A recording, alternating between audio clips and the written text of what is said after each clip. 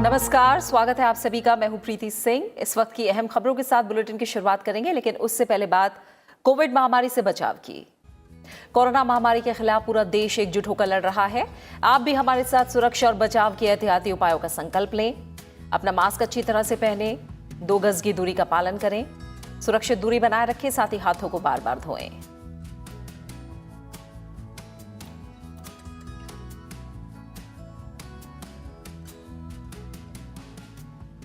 और अब शुरुआत करते हैं मुख्य समाचारों के साथ।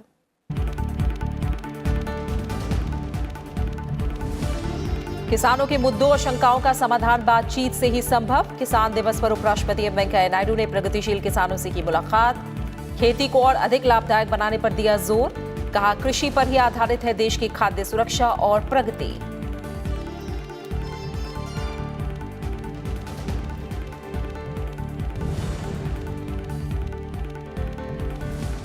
कृषि क्षेत्र और किसानों की बेहतरी के लिए जारी रहेंगे सुधार। कृषि मंत्री नरेंद्र सिंह तोमर ने कहा, विभिन्न योजनाओं के जरिए कृषि क्षेत्र की कमियां हो रही हैं दूर।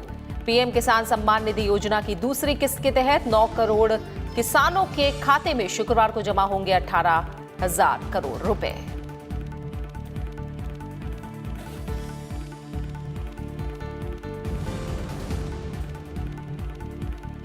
एससी छात्रों के लिए 59,000 करोड़ रुपए से अधिक की पोस्ट मैट्रिक छात्रवृत्ति योजना को केंद्रीय कैबिनेट से मंजूरी। प्रधानमंत्री नरेंद्र मोदी ने किया स्वागत। कैबिनेट ने फिल्म जगत से जुड़ी 5 मीडिया यूनिट्स के विलय का भी लिया अहम फैसला। डीटीएच सेवाओं से जुड़े दिशा निर्देशों में संशोधन।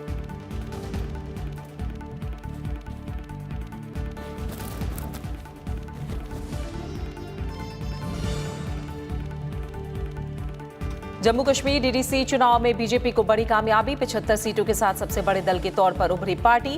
केंद्रीय मंत्री अमित शाह और रविशंकर प्रसाद ने बताया लोकतंत्र और स्थानीय लोगों की जीत। 7 दलों के गुपकार गठबंधन को 100 से ज्यादा सीटें।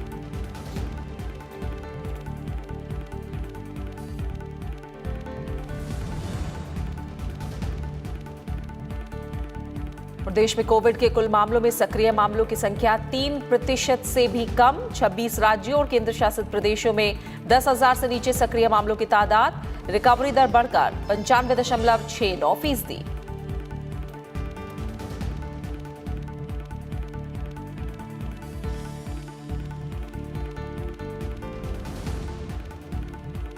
उपराष्ट्रपति एम वेंकैया नायडू ने कहा है कि किसानों के मुद्दों और शंकाओं के समाधान के लिए बातचीत ही रास्ता है।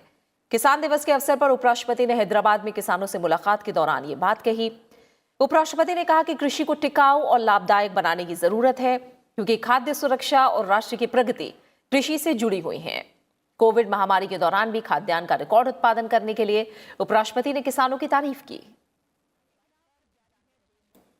उपराष्ट्रपति एम वेंकैया नायडू ने किसान दिवस के मौके पर हैदराबाद में अपने आवास पर किसानों के प्रतिनिधि मंडल से मुलाकात की। इस मौके पर उन्होंने कहा कि किसानों की ओर से उठाए गए मुद्दों को सुलझाने के लिए बातचीत ही आगे बढ़ने का रास्ता है। उन्होंने कहा, सरकार पहले ही ये कह चुकी है कि वो किसान संगठनों के साथ बातचीत करने के लिए हमेशा तैयार है। The youth of the country, they should be attracted towards agriculture. The government of India, state government, they are doing their best, but still, unless people also totally cooperate, will not succeed. With regard to other issues, because I am not into politics, I don't want to talk politics and about these agitations and all. The only thing is, I feel that any issue has to be sorted out through dialogue. There is no other way other than dialogue. Farmers' issues, or for that matter, any issues of our sections of the society, the dialogue is the way forward. One must have dialogue from time to time. Government also would always be ready for dialogue, and also any organization, including farmers' organization, they must be ready for dialogue. किसानों के साथ संवाद में उपराष्ट्रपति ने कहा कि खाद्य सुरक्षा और राष्ट्र की प्रगति कृषि के साथ जुड़ी हुई हैं। इसीलिए कृषि को संरक्षित और टिकाऊ लाभदायक बनाने की जरूरत है। उपराष्ट्रपति ने कहा कि सरकार ने किसानों की आय दोगुनी करने के उद्देश्य से कई पहल की है। उन्होंने पैदावार बढ़ाने और कृषि को जलवायु परिवर्तन के अनुकूल बनाने की आवश्यकता पर बल दिया। उपराष्ट्रपति ने फसल विविधीकरण, जैविक खेती और पोषण से भरपूर किस्मों को बढ़ावा देने पर भी जोर दिया। Agriculture is our basic culture. India's future is linked with agriculture because first thing for any human being is food. So for food you need to have food security. Farmers are the people who produce food, and now of late it is not only the question of food, it is a question of producing protein food and eating protein food. Protein food, protein paddy or wheat alone will not suffice. Then we have to diversify the crops also. Then go for new varieties which will yield more crop and also result in making agriculture viable. That is the purpose.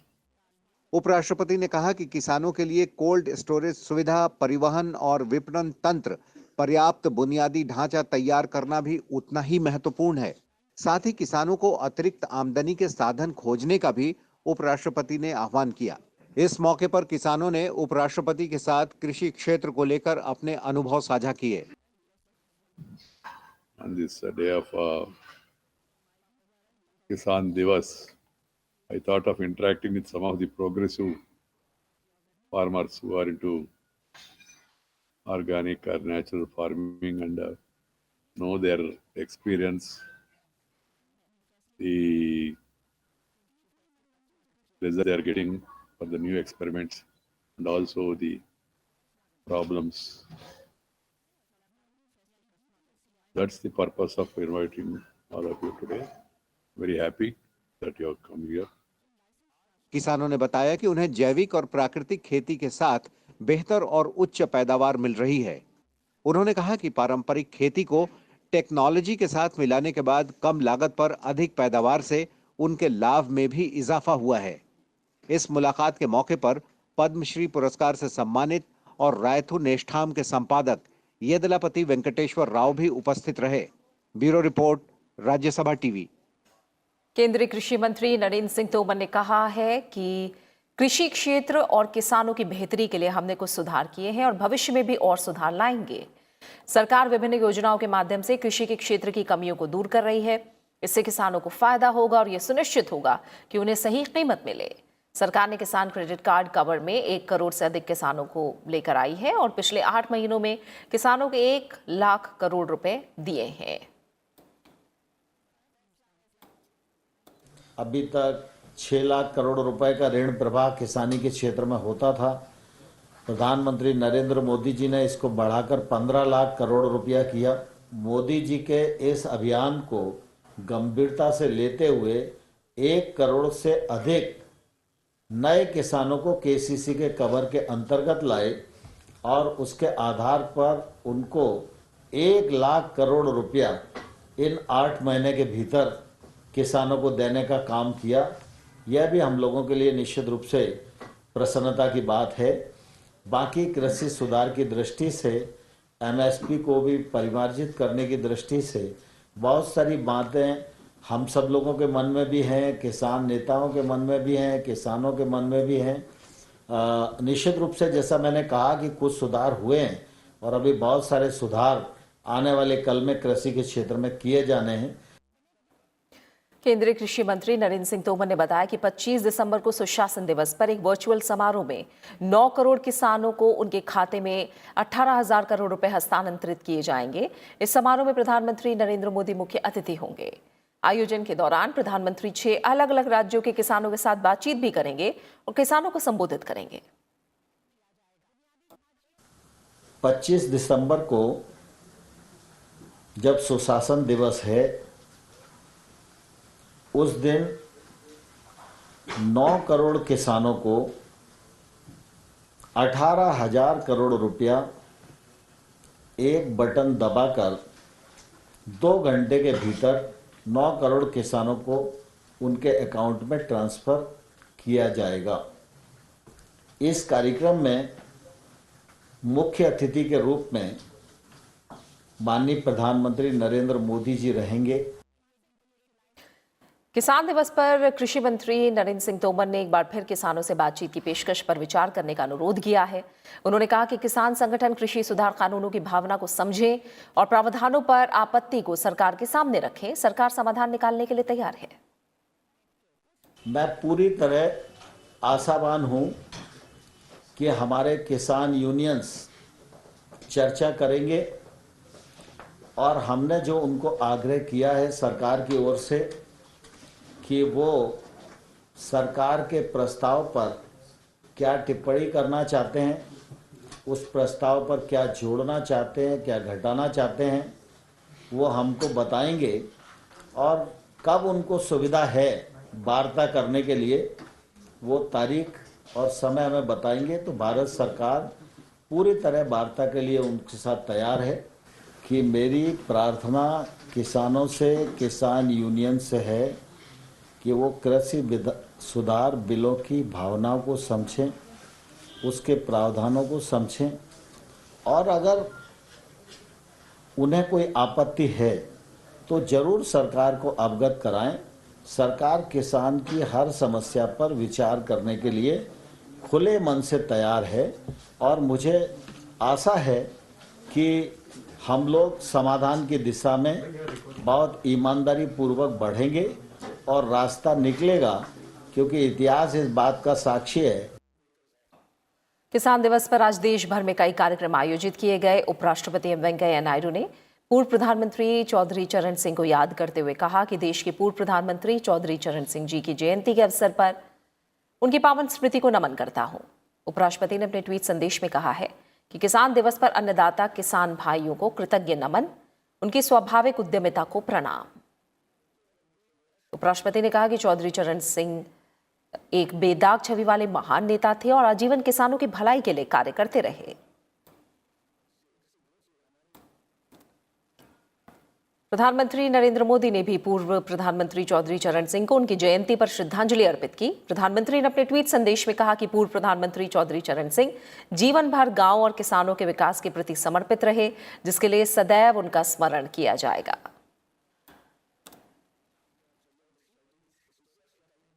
केंद्रीय गृह मंत्री अमित शाह ने भी किसान नेता और पूर्व प्रधानमंत्री चौधरी चरण सिंह को याद करते हुए अपने ट्वीट संदेश में कहा कि पूर्व प्रधानमंत्री चौधरी चरण सिंह ने जीवन पर्यंत देश के किसानों और ग्रामीण क्षेत्र के लिए पूरी निष्ठा और समर्पण के साथ कार्य किया।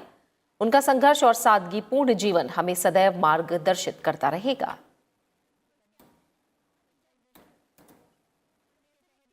लोकसभा अध्यक्ष ओम बिरला ने चौधरी चरण सिंह की जयंती के अवसर पर अपने ट्वीट संदेश में कहा है कि उनकी स्मृति में आज का दिन किसान दिवस के रूप में मनाया जाता है, जो देशवासियों द्वारा अन्नदाताओं के प्रति कृतज्ञता व्यक्त करने का प्रतीक है। उन्होंने कहा कि किसानों ने देश की खुशहाली में अभूतपूर्व योगदान दिया है। उनके अथक परिश्रम का अभिनंदन। चौधरी चरण सिंह की जयंती के अवसर पर संसद भवन के केंद्रीय कक्ष में उनके चित्र पर श्रद्धा सुमन अर्पित किए गए। इस अवसर पर संसदीय कार्य मंत्री प्रहलाद जोशी और संसदीय कार्य राज्य मंत्री अर्जुन राम मेघवाल समेत कई केंद्रीय मंत्री और सांसद भी मौजूद रहे।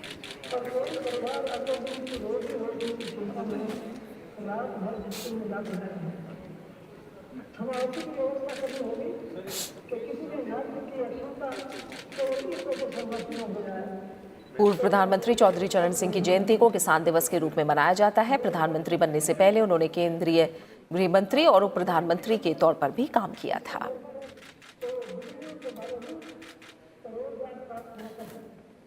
चौधरी चरण सिंह उत्तर प्रदेश राज्य के 2 बार मुख्यमंत्री भी रहे और उससे पहले दूसरे मंत्रालयों का कार्यभार भी संभाला। चौधरी चरण सिंह को किसानों की आवाज बुलंद करने वाले नेता के तौर पर याद किया जाता है। उन्होंने स्वतंत्रता संग्राम में भी अपना योगदान दिया था।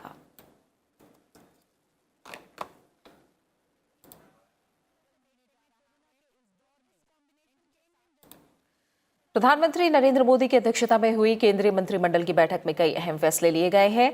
इनमें शैक्षिक सशक्तिकरण के लिए अनुसूचित जाति के छात्रों के लिए पोस्ट मैट्रिक छात्रवृत्ति की योजना को व्यापक बदलावों के साथ मंजूरी दी गई है। इसमें अगले 5 साल में 4 करोड़ से अधिक अनुसूचित जाति वर्ग के छात्रों को फायदा होगा और उनकी शिक्षा को बढ़ावा मिलेगा। इस स्कीम के तहत छात्रों को वित्तीय सहायता डीबीटी मोड के माध्यम से की जाएगी। सामाजिक न्याय और अधिकारिता मंत्री थावरचंद गहलोत ने जानकारी दी कि मंत्रिमंडल ने 59,048 करोड़ रुपए की स्कॉलरशिप योजना को मंजूरी दी है, जिसमें से केंद्र सरकार 35,534 करोड़ रुपए खर्च करेगी और बाकी राशि राज्य सरकारों की ओर से खर्च की जाएगी। स्कीम में 60% केंद्र का अंश छात्रों के बैंक खातों में डीबीटी मोड के माध्यम से जारी किया जाएगा। अनुमान है कि 1,36,00,000 ऐसे सबसे गरीब छात्र जो वर्तमान में 10वीं कक्षा के बाद अपनी शिक्षा को जारी नहीं रख सकते हैं, उन्हें फायदा होगा। ऐसे छात्रों को एक अभियान चलाकर अगले 5 वर्षों में उच्चतर शिक्षा प्रणाली के तहत लाया जाएगा। ये छात्रवृत्ति देने का प्रावधान जो किया है वो 60-40 का 3 साल का एवरेज निकालेंगे और उसमें जो धनराशि आएगी उसका 60% केंद्र देगा और 40% राज्य लगाएगा। ये 5 साल के लिए लागू रहेगा और हर साल 5% धनराशि की बढ़ोतरी की जाएगी और वो बढ़ोतरी के मान से 5वें साल में जाकर के करीब हम 6,000 करोड़ रुपए एक साल के देना प्रारंभ करेंगे। 5 साल का एवरेज हमने निकाला है, 59,000 करोड़ की राशि इस पर खर्च होगी। उसमें से केंद्र का हिस्सा 35,534 करोड़ होगा। प्रधानमंत्री नरेंद्र मोदी ने मंत्रिमंडल के फैसले पर ट्वीट किया है कि मैट्रिक के बाद की छात्रवृत्ति पर आज लिए गए कैबिनेट के फैसले से एससी समुदाय से संबंधित युवाओं के लिए अधिक शैक्षिक पहुंच सुनिश्चित होगी। हमारे युवाओं के लिए उच्च गुणवत्ता और सस्ती शिक्षा सुनिश्चित करना उनकी सरकार के लिए एक महत्वपूर्ण फोकस क्षेत्र है।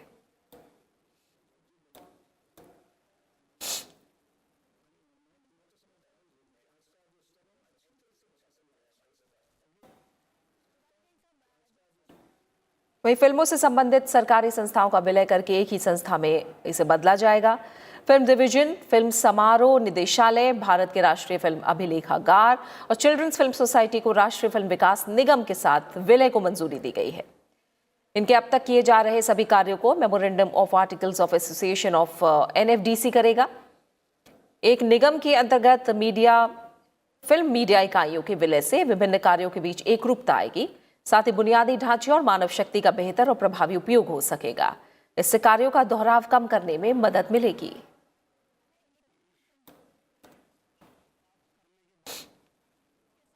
Films division, children film society,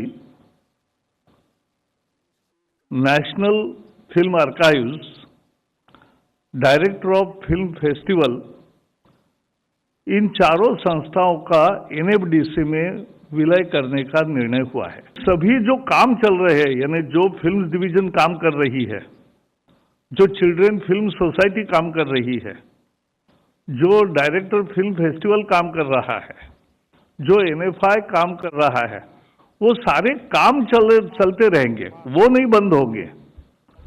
संस्था जो अलग अलग थी उसके जगह एक संस्था होगी। केंद्रीय मंत्रिमंडल ने भारत में डायरेक्ट टू होम सेवाएं प्रदान करने के लिए लाइसेंस हासिल करने के लिए दिशा निर्देश में संशोधन के प्रस्ताव को भी मंजूरी दी है। इसमें DTH के लिए लाइसेंस वर्तमान 10 साल की जगह 20 वर्ष की अवधि के लिए जारी किया जाएगा।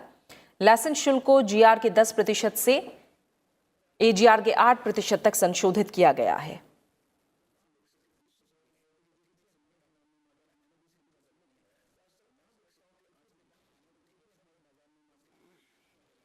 दसवीं पास करने के बाद आउट ऑफ द 90 लाख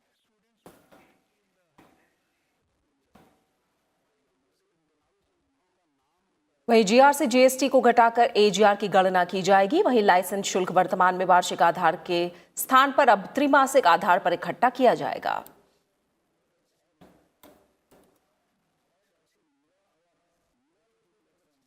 केंद्र शासित प्रदेश जम्मू और कश्मीर के जिला विकास परिषद की 280 सीटों के लिए हुए चुनाव में 75 सीटों के साथ बीजेपी सबसे बड़ी पार्टी बनकर उभरी है। वहीं नेशनल कॉन्फ्रेंस 67 सीटें जीतकर दूसरे स्थान पर रही, जबकि 50 सीटों पर निर्दलीय उम्मीदवार कामयाब रहे हैं। वहीं महबूबा मुफ्ती की पीपल्स डेमोक्रेटिक पार्टी को 27 सीटें मिली हैं, जबकि कांग्रेस को 26 सीटों पर सफलता मिली है। JNK अपनी पार्टी ने 12 सीटें जीती हैं, CPM को 5 और JNK पीपल्स कॉन्फ्रेंस को 8 सीटें मिली हैं। जेकेपीएम को 3 सीटों पर सफलता मिली है, जबकि जेएनके नेशनल पैंथर्स पार्टी और पीडीएफ को 2-2 सीटों पर कामयाबी मिली है। बहुजन समाज पार्टी ने 1 सीट पर जीत दर्ज की है। जो 278 नुमाइंदे हमारे नए बने हैं डिस्ट्रिक्ट डेवलपमेंट काउंसिल के, डिफरेंट पॉलिटिकल पार्टीज़ के, इंडिपेंडेंट्स बहुत सारे आए हैं, इसमें इलेक्शन जीत के आए हैं। मैं इन सबको बधाई देता हूं। ये बड़े बधाई के पात्र हैं। जम्मू कश्मीर के जो स्टेज पे हमारी इस समय डेवलपमेंट चल रही है, उसके बीच में ये नई गवर्नमेंट का बढ़ना बड़ा ज़रूरी है, बड़ा महत्वपूर्ण है। और इसके लिए एक तरीके से पूरी एक मूवमेंट स्टार्ट हो गई। जैसे ही जम्मू कश्मीर की गवर्नमेंट ने लॉ में ये चेंजेस लाई और डिस्ट्रिक्ट डेवलपमेंट काउंसिल का ये आया, तो बड़ी एक्टिव पार्टिसिपेशन रही है लोगों की। वहीं पार्टी की जीत पर केंद्रीय मंत्री रविशंकर प्रसाद ने लोगों का धन्यवाद दिया है। उन्होंने कहा कि जम्मू कश्मीर में हुए डीडीसी चुनाव में पार्टी को मिली जीत लोकतंत्र और आशा की जीत है। जम्मू कश्मीर में जो डिस्ट्रिक्ट डेवलपमेंट काउंसिल्स के चुनाव हुए हैं, वो चुनाव को अगर हम 2-3 शब्दों में कहें तो लोकतंत्र की जीत है, जम्मू कश्मीर के अवाम की जीत है,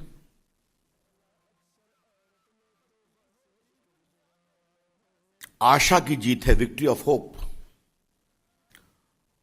और भारत के प्रधानमंत्री नरेंद्र मोदी जी ने जो कश्मीर के लिए सोचा, भविष्य के लिए, उस सोच की जीत है। कश्मीर में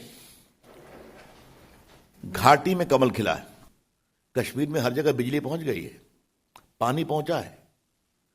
ये राष्ट्रपति शासन, केंद्र के सहयोग से आज डेवलपमेंट वहां पहुंचा है।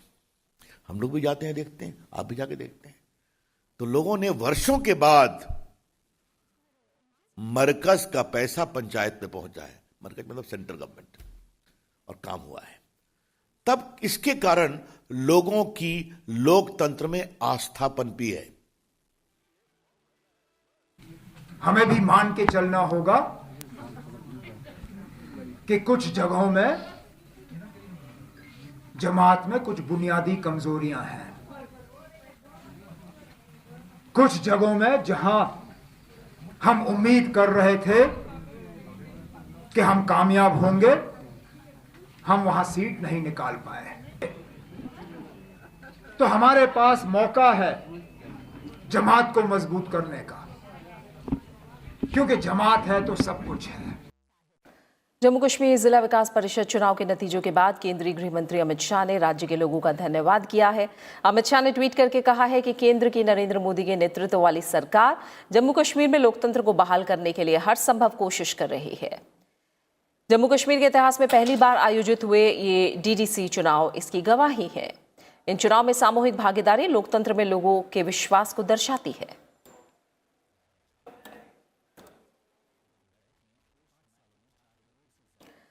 आगामी आम बजट को लेकर केंद्रीय वित्त मंत्री निर्मला सीतारमण की प्री बजट बैठकों का सिलसिला पूरा हो गया है। वर्चुअल माध्यम से हुई 15 अलग अलग बैठकों में 9 हितधारक समूहों के 170 से अधिक प्रतिनिधियों ने हिस्सा लिया।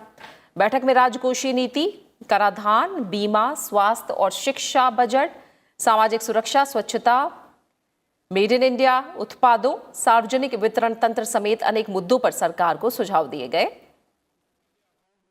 प्रतिभागियों ने कोविड महामारी की वजह से उत्पन्न हुई स्थिति का सामना करने और 2020-21 की दूसरी तिमाही में आर्थिक विकास में मजबूत सुधार के लिए सरकार के प्रयासों की सराहना की।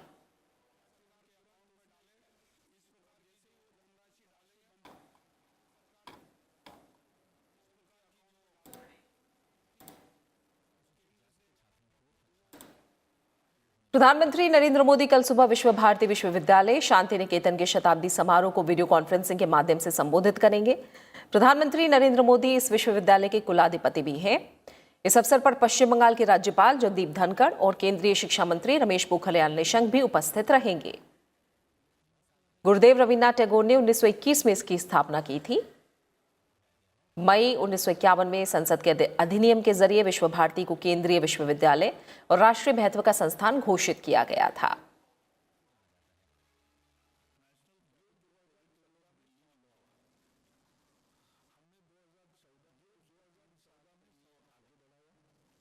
बात कोविड अपडेट की। भारत में कोरोना से ठीक होने वाले मरीजों की दर 95.69% हो गई है, जबकि संक्रमित मरीजों के मामले 164 दिनों बाद 3 लाख से नीचे आ गए हैं।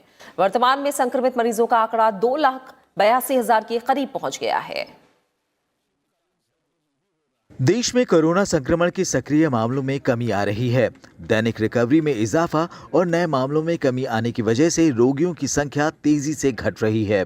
स्वास्थ्य मंत्रालय के मुताबिक भारत में रिकवरी दर 95.69% तक पहुंच गई है और स्वस्थ होने वालों की कुल संख्या बढ़कर 96,63,000 से अधिक हो गई है। फिलहाल देश भर में 23,950 नए केस सामने आए हैं, जिसे मिलाकर देश में अब तक कुल संक्रमित मामलों की संख्या बढ़कर 1,99,00,000 हो गई है। बीते एक दिन में 26,895 मरीज स्वस्थ हुए हैं। सक्रिय मामले घटकर 2,89,000 हो गए हैं। देश में कुल सक्रिय मामले 2.86% रह गए हैं। फिलहाल देश में मृत्यु दर 1.45% है, जो बाकी दुनिया की तुलना में काफी कम है। पिछले 24 घंटे में देश में 333 लोगों की मौत के साथ अब तक मरने वालों की संख्या 1,46,444 हो गई है। ICMR के मुताबिक देश में मंगलवार को 10,98,000 से ज्यादा नमूनों की जांच की जा चुकी है। इसके साथ ही अब तक कुल 16,42,68,000 से ज्यादा नमूनों की जांच की जा चुकी है। Bureau report, Rajya Sabha TV. और इसी के साथ फिलहाल इस बुलेटिन में इतना ही। और चलते चलते एक बार फिर आपसे अपील, कोरोना महामारी के खिलाफ पूरा देश एकजुट होकर लड़ रहा है। आप भी हमारे साथ सुरक्षा और बचाव के एहतियाती उपायों का संकल्प लें। अपना मास्क अच्छी तरह से पहनें, 2 गज की दूरी का पालन करें, सुरक्षित दूरी बनाए रखें, साथ ही हाथों को बार बार धोएं। अपना अच्छे से ख्याल रखिए और मुझे दीजिए इजाजत। नमस्कार।